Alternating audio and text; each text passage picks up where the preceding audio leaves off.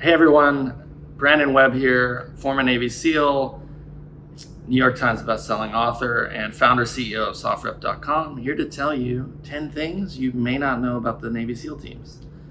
So let's start. Number one, the SEALs were created by President John F. Kennedy in 1962 because he recognized, along with the military, that the U.S. military needed a special operations capable unit that could operate in a maritime environment. So hence SEALs were born. Fact number two, SEAL is actually an acronym for sea, air, land, because the SEALs operate in the sea, the air, we're parachute trained, and on the land, we're land warfare trained. So maritime environment, land environment, and we're capable of parachute operations as well. So that's where the SEAL acronym comes from. SEALs were created from the underwater demolition community, which was kind of our forefathers of the Navy SEALs. Those of you that watched a movie, Saving Private Ryan, at the very beginning, there's a guy in the surf line attaching explosives to these big obstacles. That was actually a UDT team member, but typically those guys operated at night. They'd swim ashore, blow up obstacles, survey the entire beach so they could report that to their landing force, so the next day the Marines could get delivered ashore. Another interesting fact, President George W. Bush, his aunt was married to Draper Kaufman, who was charged with creating the underwater demolition team, or what we call UDT. That's an interesting fact.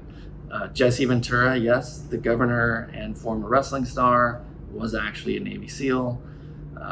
Another thing you may not know, Dan Bilzerian, the Instagram phenom, has been through SEAL training twice, but failed to graduate both times. All the way through selection to the end, but did not graduate and is not a Navy SEAL. Another thing you may not know, women can now apply for the SEAL teams. No woman has made it through yet, but it's open to women, and we still are waiting for the first woman Navy SEAL to graduate. Other branches of the service can laterally transfer and join the teams. It's a difficult process, but many people don't know that if you're in the Army, Marine Corps, Air Force, you can apply for a lateral transfer and get a shot at going through Navy SEAL training. We had a Marine in my class that did just that. Let's see. Another thing you may not know, Hell Week. Actually, I would rather go through Hell Week twice than the final weeks of training at San Clemente Island for land warfare phase. Very little sleep throughout the last 3-4 weeks.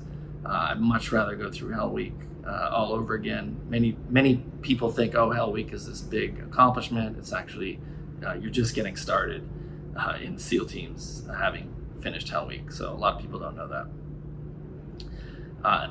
Last thing I'll finish with, total training after you finish basic underwater demolition SEAL training, what we call BUDS, and go to SEAL tactical training, about 3 months. You're looking at another year to a year and a half before you even get to deploy with a real SEAL team. So you're looking at 2 to 3 years of training before you actually are considered a full-fledged Navy SEAL. That's it. Hope you enjoyed my video on the 10 things you may not know about the SEAL teams. Be sure to check out our other videos on our YouTube channel and the home site at SOFREP.com. Please share and give a like.